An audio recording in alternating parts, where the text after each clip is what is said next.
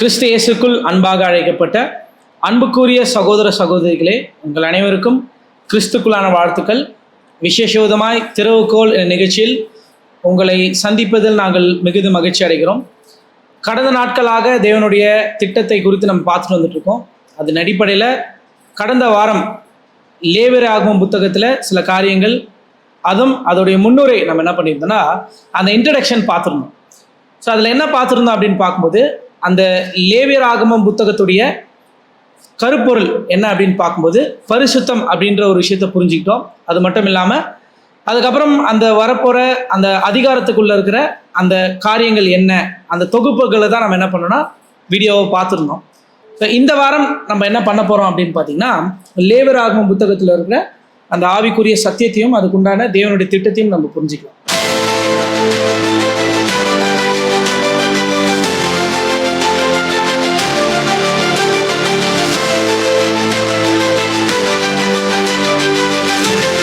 இந்த லேவியராகமம் புத்தகத்துல நம்ம பார்க்கும்போது அநேக விஷயங்கள் என்ன எதை குறித்து சொல்லப்பட்டிருக்கோம் அப்படின்னா, இந்த பலி காணிக்கை குறித்து தான் சொல்லப்பட்டிருக்கும். ஸோ ஃபர்ஸ்ட் நம்ம என்ன பண்ணலாம் அப்படின்னா, இந்த பலி இந்த காணிக்கை வித்தியாசம் என்ன, ஸோ இதுவும் ரெண்டுமே ஒன்னா இல்லை வேற வேறையா, ஸோ வேற வேற அப்படின்னா எப்படி நம்ம புரிஞ்சுக்கிறதுன்றது ஒரு தெளிவாக நம்ம பார்த்துட்டு நம்ம என்ன பண்ணலாம் அப்படின்னா லேவியராகமம் புத்தகத்துக்குள்ள போனால் நல்லா இருக்கும்னு நினைக்கிறேன். கண்டிப்பாக பிரதர். ஏன் அப்படின்னா, இந்த ஒரு புத்தகத்தில் இருக்கிற மாதிரி பலி காணிக்கை அப்புறம் பண்டிகைகளுமே இருக்குது. நம்ம அதெல்லாம் பார்க்க போகிறோம். அப்போ பலியும் காணிக்கையும் ஒரே விஷயமா இல்லை வேற வேற விஷயமா? அப்படி வேற விஷயமா இருந்தால் அதுக்குண்டான வித்தியாசங்கள் என்ன அப்படின்னு தான் நீங்கள் கேட்டிருக்கீங்க. கரெக்டுங்களா? ஆக்சுவலி அது உண்மையிலே ஒரு நல்ல ஒரு கேள்வி. ஏன்னா இந்த புக்கு நம்ம உள்ள போகிறதுக்கு முன்னாடி நீங்கள் சொன்ன மாதிரி இதை தெளிவுபடுத்திட்டு போயிட்டா நமக்கு ஒரு அண்டர்ஸ்டாண்டிங், நல்ல அண்டர்ஸ்டாண்டிங். ஸோ ஃபர்ஸ்ட் நம்ம என்ன பார்க்கலாம் அப்படின்னு சொல்லி பார்த்தீங்கன்னா, நான் என்ன சொல்ல விரும்புகிறேன் அப்படின்னா, இந்த காணிக்கை இருக்கு இல்லையா, ஆஃபரிங், இதை குறித்து நான் என்ன பண்ணேன்னா சில காரியங்கள் உங்ககிட்ட பகிர்ந்துக்கிறேன். என்னென்ன அப்படின்னா, இந்த ஆஃபரிங் அப்படின்னு சொல்லப்படும் போது, ஸோ இதில் எது அதிகமாக சம்மந்தப்படாது அப்படின்னு சொல்லி பார்த்தீங்க அப்படின்னா, ரத்தம் சம்மந்தப்படாது. ஸோ அதை எப்படி புரிஞ்சுக்கலாம் அப்படின்னா, ஒரு ஆடையோ அல்லது ஒரு மாடையோ வெட்டி அங்கே ஒரு ரத்தம் சிந்தப்படுது இல்லையா, அந்த காரியங்கள் காணிக்கையில் என்ன பண்ணப்படாதுன்னா சம்மந்தப்படாது. அப்போ காணிக்கைனா என்ன பிரதர் அப்படின்னு சொல்லி கேட்டிங்க அப்படின்னா, இப்போ ரத்தம் சம்மந்தப்படாத சில காரியங்கள் இருக்கு. என்னென்ன அப்படின்னு சொல்லி பார்த்தீங்கன்னா, நிலத்தின் கனிகள், ஒரு பழங்களாக இருக்கலாம், ஒருவேளை ஒரு வாக்குவன்மையாக இருக்கலாம், வெரி குட், எண்ணெயாக இருக்கலாம், தானியங்கள், இதெல்லாம் என்ன பண்ணலாம் அப்படின்னா தேவனுக்கு முன்பாக என்ன பண்றாங்க அப்படின்னா செலுத்துவாங்க. அது என்னென்னா செலுத்துவாங்கன்னா போஜன பலியா, அசைவாட்டும் பலியா, இதெல்லாம் பண்ணுவாங்க இல்லையா. ஸோ இங்க நம்ம தமிழ்ல சொல்லும் போது போஜன பலி, அங்க அசைவாட்டும் பலி இருந்தது. இப்போ நம்ம என்ன பண்ண போறோம்னா இன்னும் கொஞ்ச நேரத்துல கண்டுபிடிக்கணும். அந்த மாதிரி ரத்தம் சம்பந்தப்படாத சில பொருள்களை தேவனுக்கு முன்பாக வைக்கக்கூடிய அந்த காரியங்களை தான் காணிக்கை அப்படின்னு என்ன பண்ணுவாங்கன்னா சொல்லுவாங்க. இதுல 99% இதுதான். ஸோ எங்கேயோ ஒரு 1% தான் அங்கே என்ன ஆகுன்னா பிளட் இன்க்ளூட் ஆகும், அதாவது ரத்தம் சம்மந்தப்பட்டிருக்கும் அப்படின்னு சொல்லி பாருங்க. இதுக்கு ஆதாரமா சில வசனங்கள் நம்ம என்ன பண்ணணும்னா படிப்போம். அதுக்கு முன்னாடி முதல்ல காணிக்கை எங்க சொல்லப்பட்டிருக்கு, இல்லை யார் தேவனுக்கு செலுத்திருக்கா அப்படின்னா யார் செலுத்திருக்கா? Very good, செலுத்திருக்காங்க. இப்போ நம்ம அங்க போயிட்டு என்ன பண்ணணும்னா ஃபர்ஸ்ட் படிப்போம். அப்போ நமக்கு அங்க ஒரு தெளிவு கிடைக்கும். முதல்ல காணிக்கையா தேவனுக்கு எது செலுத்தப்பட்டுச்சு அப்படின்னா பாருங்க, ஆதியாகமத்துல 4ஆம் அதிகாரத்துல 3ஆம் வசனம் 4ஆம் வசனம். சகோதரர்களுக்கு என்ன வேண்டுகோள்னா தமிழ்லயும் படிக்கலாம், இங்கிலீஷ்லயும் படிக்கலாம், ஒரு அண்டர்ஸ்டாண்டிங். ஆதியாகமம் 4ஆம் அதிகாரம் 3ஆம் வசனம். சில நாள் சென்ற பின்பு காயின் நிலத்தின் கனிகளை கர்த்தருக்கு காணிக்கையாக கொண்டு வந்தான். பாருங்க, நிலத்தின் கனிகளை தான் என்ன கொண்டு வர்றாரு? காணிக்கையா. அப்ப அங்க என்ன சம்பந்தப்படல? இங்க பாத்தீங்கன்னா ரத்தம் சம்பந்தப்படல. அப்ப நிலத்தின் கனிகள், அதே இங்கிலீஷ்ல படிக்கலாம். In the course of time, Cain brought to the Lord an offspring of the fruit of the ground. Fruit of the ground அப்படின்னு சொல்லுவாங்க. ஸோ இது அந்த ஒரு வசனம். இன்னொரு வசனம் படிக்கலாம். லேவியராகமம்ல 2ஆம் அதிகாரம் 1ஆம் வசனம் படிங்க. லேவியராகமம் 2ஆம் அதிகாரம் 1ஆம் வசனம்.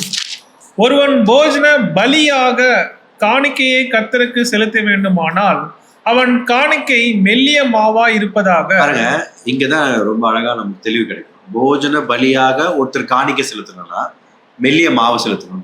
கரெக்டுங்களா? மெல்லிய மாவு, ரத்தம் சம்பந்தப்படல. ஆனா இங்க ஒரு தெளிவு தேவைப்படுது. போஜன பலி, அதுல காணிக்கை என்ன புரியலையே அப்படின்னு படிக்கும்போது குழப்பமே வேணாம். இது இங்கிலீஷ்ல படிக்கலாம். Leviticus chapter 2 verse 1, when anyone brings a grain offering as an offering to the Lord. பாருங்க, அது பேரு என்ன தெரியுங்களா? Grain offering. அங்க பலி வரக்கூடாது, அங்க ஆஃபரிங் தான் வரும். அந்த ஆஃபரிங்ல தேவனுக்கு முன்னாடி என்ன செலுத்த போறாங்கன்னா ஆஃபரிங்கா அங்க வெள்ளியமாவை செலுத்த போறாங்க அப்படின்றதுதான் லேவியராகமம் 2ஆம் அதிகாரம் 1ஆம் வசனம் சொல்லுது. அப்ப என்ன புரிஞ்சுக்கணும் அப்படின்னா, இந்த கிரெயின் ஆஃபரிங், அதாவது போஜன பலி, பான பலி, இந்த இடத்துல எல்லாம் என்ன வரக்கூடாதுன்னா பலின்ற வார்த்தை வந்துடக்கூடாது. அதாவது தமிழ் நம்ம ரெஃபர் பண்ணுது. அங்க என்ன வரணும்? ஆஃபரிங். ஆஃபரிங். பலி அப்படின்னா நம்ம நினைக்கிறோம் ரத்தம் சம்பந்தப்பட்டதுதான் வந்து ஒரு பலி. தமிழ்ல அவங்க வந்து பலியா சொல்லுதுன்னா போஜன பலி அப்படின்னு வார்த்தை சொல்லப்பட்டிருக்கு. பட் ஆக்சுவலி பாத்தீங்க அப்படின்னா அது ஒரு காணிக்கை. ஆமா, ரத்தம் சம்பந்தப்பட்டுச்சு அப்படின்னா அது ஒரு பலியான்ற ஒரு விஷயத்த நம்ம எடுத்துக்கலாம். கரெக்ட். ரொம்ப நல்ல அண்டர்ஸ்டாண்டிங். ஏன் அப்படின்னா பலி அப்படின்னா அங்க என்ன பண்ணப்படணும் அப்படின்னா ஏதோ ஒரு உயிர் அங்க எடுக்கப்படும். ஆனா இங்க இந்த இடத்துல காணிக்கின்ற இடத்துல உயிர் எடுக்கப்படுறதை பத்தி பேசுறாங்க. அங்க வந்து இந்த மாதிரி கனிகள் தானியங்களை பத்தி பேசும். கடைசி ஒரு வசனம் மட்டும் வாசிப்போம். என்னாகமத்துல 18ஆம் அதிகாரத்துல 11ஆம் வசனம் 12ஆம் வசனம். என்னாகமம் 18ஆம் அதிகாரம் 11ஆம் வசனம். இஸ்ரவேல் புத்திரர் ஏறெடுத்து படைக்கிறதும் அசைவாட்டுகிறதுமான அவர்களுடைய எல்லா காணிக்கைகளின் படைப்பும் உன்னிடங்களாய் இருக்கும். அவைகளை உனக்கும் உன் குமாரருக்கும் உன் குமார்த்திகளுக்கும் நித்திய நியமமாக கொடுத்தேன். உன் வீட்டிலே சுத்தமானவர்கள் எல்லாரும் அவைகளை புசிக்கலாம். இங்க என்ன சொல்றாருன்னா அசைவாட்டும் காரியங்கள். என்னென்ன காரியங்கள்லாம் சொல்லியிருக்காரு? 12ஆம் வசனத்துல எண்ணெய், உச்சிதமான திராட்சரசம், தானியத்தியம் பாருங்க என்னென்னலாம் வருது. அசைவாட்டக்கூடிய விஷயங்கள்ல எண்ணெய், திராட்சரசம். இங்க என்ன வரல? ரத்தம் சம்பந்தப்பட்ட ரத்தம் சம்பந்தப்படல. காணிக்கையில ரத்தம் சம்பந்தப்படாது. 99% ஏதோ ஒரு இடத்துலதான் என்ன பண்ண முடியும்னா அங்க ரத்தம் சம்பந்தப்படும் அப்படின்னு சொல்லி பாருங்க. பிரதர், அப்ப நீங்க சொல்லும்பொழுது ஒரு விஷயம் நம்ம புரிஞ்சுக்கலாம். இந்த காணிக்கை அப்படின்னு பார்க்கும்போது ரத்தம் சம்பந்தப்படாத விஷயமும் இருக்கும், ரத்தம் சம்பந்தப்படுற ஒரு விஷயமும் இருக்கும். ஆனா ரத்தம் சம்பந்தப்படுற விஷயத்தோட பேர் என்ன அப்படின்னு பார்க்கும்போது பலிகள். ஏன்னா இங்கிலீஷ்ல பார்க்கும்போது சில காரியங்கள் தெளிவா இருக்கும். எந்த இடத்துல ஆஃபரிங் யூஸ் பண்ணியிருப்பாங்களோ அந்த இடத்துல மேக்ஸிமம் ரத்தம் சம்மந்தப்பட்டிருக்காது. ஆனால் எந்த இடத்துல சாக்ரிஃபைஸ் பலிகள் யூஸ் பண்ணியிருக்காங்களோ ரத்தம் சம்மந்தப்பட்டிருக்கும் அப்படின்றத பார்த்தோம். அது மட்டும் இல்லாமல் இதை கொஞ்சம் ஆழமாக போய் பார்க்கும்போது இந்த பலிகள் எங்கெல்லாம் வேதாகமத்தில் பயன்படுத்தப்படுதோ அங்கே எல்லாமே பார்த்தீங்கன்னா ஒரு ஜீவன் அந்த இடத்துல என்ன பண்ணிருக்குன்னா அந்த இடத்துல யூஸ் பண்ணப்பட்டிருக்கு. ஜீவன் மட்டும் இல்லை, ஒரு ரத்தம் என்ன பண்ணப்பட்டிருக்குன்னா அந்த இடத்துல பயன்படுத்தப்பட்டிருக்கு. இப்போ உதாரணத்துக்கு பழைய ஏற்பாடில் நான் ஏதாவது ஒரு தவறு செஞ்சுட்டேன் அப்படின்னா நான் என்ன பண்ணலாம்? ஒரு ஆடையோ ஒரு மாடையோ எனக்கு பதிலாக நான் காணிக்கை எடுத்துகிட்டு வருவேன். ஆனால் அது பேர் என்னன்னு பார்த்தீங்கன்னா பலி. ஏன்னா அங்கே என்ன சம்மந்தப்பட்டிருக்கு? ஜீவன் சம்மந்தப்பட்டிருக்கு, உயிர் சம்மந்தப்பட்டிருக்கு. ஸோ அதுதான் நம்ம பார்க்குறோம். இதே மாதிரி தான் நமது ஆண்டவராக இயேசு கிறிஸ்து எடுத்துக்கலாமே. ஸோ இவர் என்ன தான் பண்ணாரு? நமக்காக அவருடைய ஜீவனை தான் நம்ம கொடுத்தாரு. யாருக்கு பதிலாக? ஒட்டுமொத்த உலகம், அதுவும் விசேஷ விதமாய் ஆதாம் செஞ்ச பாவத்துக்காக என்ன பண்ணாரு? அவருடைய ஜீவனை கொடுத்து அதுக்கு பதிலாக நம்மளை என்ன பண்ணாருன்னா மீட்டார். கரெக்டுங்களா? நல்ல பாயிண்ட். அதுல வந்து அப்போ அந்த ஆடு வந்து நம்ம ஆடுற இயேசு கிறிஸ்து.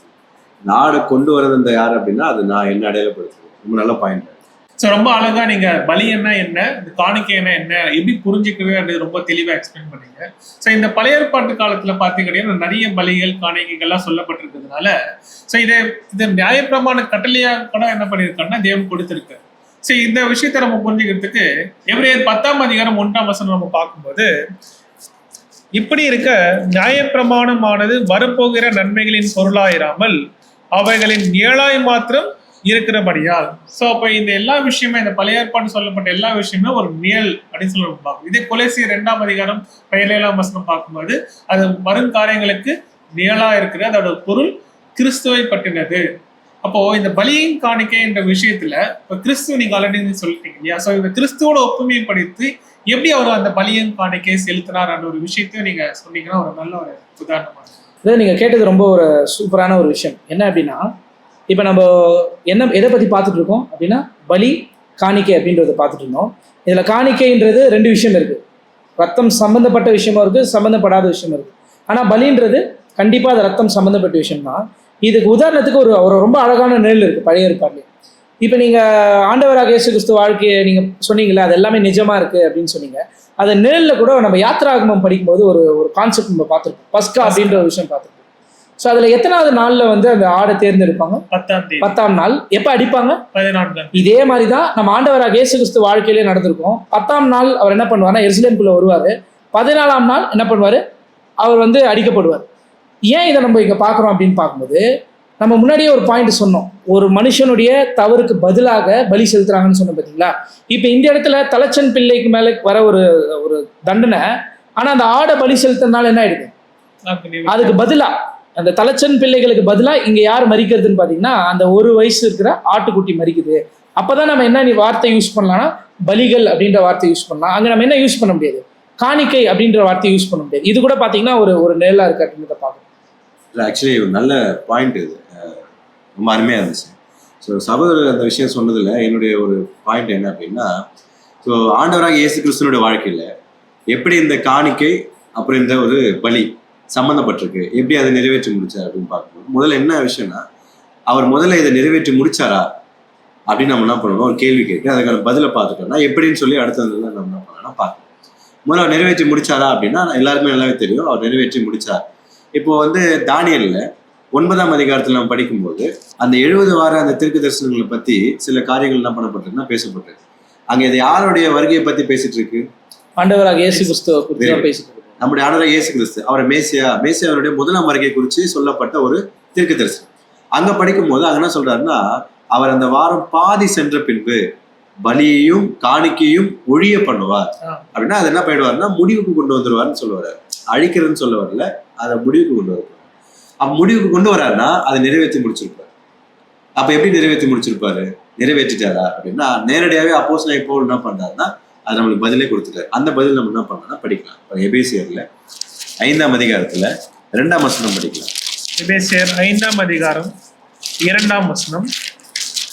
கிறிஸ்து நமக்காக தம்மை தேவனுக்கு சுகந்த வாசனையான காணிக்கையாகவும் பலியாகவும் ஒப்பு கொடுத்து நம்மில் அன்பு கொண்டது போல. பாருங்க, இங்க கிறிஸ்து பிதாவாகிய தேவனுக்கு முன்பாக காணிக்கையாகவும் பலியாகவும் யாரை கொடுத்துட்டாரு? அவரையே. பாருங்க, இங்க காணிக்கை பலி இது ரெண்டுத்துக்குமே ஒரே விஷயம் தான் கொடுக்குது. எதுதான்? அவர் தான். அப்ப அவரை எப்படி காணிக்கையாகவும் பலியாகவும் கொடுத்தாரு, அதுதான் இப்ப நம்ம என்ன பண்ண போறோம்னா பார்க்கணும். சரிங்களா? ஸோ காணிக்கைக்கும் அவர் தான், பலிக்கும் அவர் தான். எப்படி அப்படின்னும் போது இந்த காணிக்கைனா என்னன்னா அங்க ரத்தம் சம்மந்தப்படல. அப்ப அது எது அடையாளப்படுத்தாரு? அவர் உயிர் கொடுக்குற விஷயத்த சொல்ல. அப்ப அந்த காணிக்கை எது அப்படின்னா அவருடைய அந்த 3 வருட அந்த ஊழிய காலப்பகுதி, அவருடைய வாழ்க்கை. அதுதான் என்னன்னா அந்த காணிக்கை. ஏன்னா அங்க என்ன காணிக்கையில எது இருக்காதுன்னு பார்த்தோம், ரத்தம் சம்மந்தப்படாது. ஆனா பலியில ரத்தம் சம்மந்தப்படும். அது அவருடைய மரணம். ஓகே. ஸோ அவருடைய முடிவில் தன்னை ஒரு பாவ நிவாரண பலியாக அவருடைய ஞானஸ்தானத்துல இருந்து ஆரம்பிச்சு அங்க சர்வாங்க தகன பலியாக அது என்ன பண்றாருன்னா தன்னோட உயிர் என்ன பண்றாருன்னா கொடுக்குறாரு. ஸோ அப்போ இங்க சொல்லப்பட்ட இந்த காணிக்கை அவருடைய வாழ்க்கையில எதை அடையாளப்படுத்துனா அவருடைய பரிசுத்தமான அந்த வாழ்க்கை. கரெக்டா? ஏன்னா அது ரத்தம் சம்மந்தப்பட்டிருக்காரு. அதே போல நீங்க பலின்னு எடுத்துக்கிட்டீங்கன்னா அங்க ரத்தம் சம்மந்தப்பட்டிருக்கிறதுனால அது அவருடைய ஜீவனை கொடுக்கக்கூடிய அந்த காரியத்தை என்ன பண்ண அடையாளப்படுத்தும். பாருங்க, ரெண்டுமே அவர் என்ன பண்ணிட்டார் அப்படின்னா தன்னுடைய வாழ்க்கையில அவர் நிறைவேற்றி முடிச்சிட்டார் அப்படின்றது தான் நீங்க கேட்ட அந்த கேள்விக்கான வேதாகமத்தினோட ஒரு சரியான பதில் சொல்லி பாருங்க. அப்ப இந்த ஒரு விஷயத்த இன்னொரு ஒரு ஆங்கிள் பார்த்தா கூட இன்னும் நம்ம ரொம்ப அதிகமா புரிஞ்சுக்கலாம் அந்த ஆழத்தை. எப்படி அப்படின்னு பார்க்கும்போது ஆண்டவராகிய இயேசு கிறிஸ்துவோடைய கடைசி நாட்கள்ல அவர் என்ன பண்றாருன்னா ராபோஜனம் அனுசரிக்கிறாரு. ஸோ அதுல அவர் 2 விஷயம் செய்யறாரு அடையாளமா. கரெக்டுங்களா? முதல்ல என்ன பண்றாருன்னா அப்பத்தை கொடுத்துட்டு இது உங்களுக்காக பிற்கப்படுகிற என்னுடைய சரீரமாக இருக்கிறது அப்படின்றாரு. இதே திராட்சை ரசத்தை கொடுத்துட்டு இது உங்களுக்காக சிந்தப்படுகிற என்னுடைய ரத்தமாக இருக்கிறது அப்படின்னு சொல்றாரு. அப்போ இந்த இடத்துலையும் பார்த்தீங்கன்னா 2 விஷயங்கள் சம்மந்தப்பட்டிருக்கு. இப்போ சகோதரர் சொன்னது போலவே ஸோ அவரோட வாழ்க்கை எப்படி எடுத்துக்கலாம்னா அவர் கொடுத்த அந்த அப்பம், கரெக்டுங்களா? அதுக்கு அடுத்தது அந்த ரத்தம் எதை அடையாளப்படுத்துன்னா ஜீவன் அடையாளப்படுத்துதுன்னு பார்க்குறோம். அப்போ இது எங்கே பண்ணுறாருன்னா அப்போ சிலுவையில் தான் அவர் என்ன பண்ணுறாருன்னா ஒட்டுமொத்த உலகத்துக்காக ஜீவன் கொடுக்குறாரு. ஆனால் அதுக்கு உண்டான ப்ராசஸ் எங்கே ஸ்டார்ட் ஆகிடுதுன்னு பார்த்தீங்கன்னா அவரோட ஞானஸ்தானத்திலே ஸ்டார்ட் ஆகிடுது. அப்போ இந்த 2 காரியத்தை குறித்து நம்ம என்ன பண்ணலாம்னா அப்பம் திராட்சை ரசம் பார்க்கும்போது ஒரு இடத்துல நம்ம எதோட ஒப்பிட்டு பார்க்கலாம்னா காணிக்கைன்ற விஷயத்தோட ஒப்பிட்டு பார்க்கலாம், இன்னொரு இடத்துல பலி அப்படின்ற ஒரு விஷயத்த ஒப்பிட்டு பார்க்கலாம். ஆனால் இது ரெண்டுமே ஒட்டுமொத்தமாகவே எதை தான் அடையாளப்படுத்துன்னு பார்த்தீங்கன்னா நமது ஆண்டவராகிய இயேசு கிறிஸ்துவோட இந்த ஜீவன், அவர் நமக்காக கொடுத்த அந்த ஜீவனை தான் அடையாளப்படுத்துது அப்படின்றத பார்க்கணும். இதனால தான் எதுதான் பாவம் மன்னிப்பு உண்டு பண்ணோம். ஒருவேளை ஆண்டவராகிய இயேசு கிறிஸ்து இந்த உலகத்தில் வாழ்ந்துட்டு ஒருவேளை மறிக்காமல் இருந்ததுதான் நமக்கு மீட்பு கிடைச்சிருக்காமான? கண்டிப்பாக மீட்பு கிடைச்சிருக்காரு. ஏன் அப்படின்னா அதனால்தான் வசனம் என்ன சொல்லுதுன்னா ரத்தம் சிந்துதல் இல்லாமல் பாவ மன்னிப்பு இல்லை.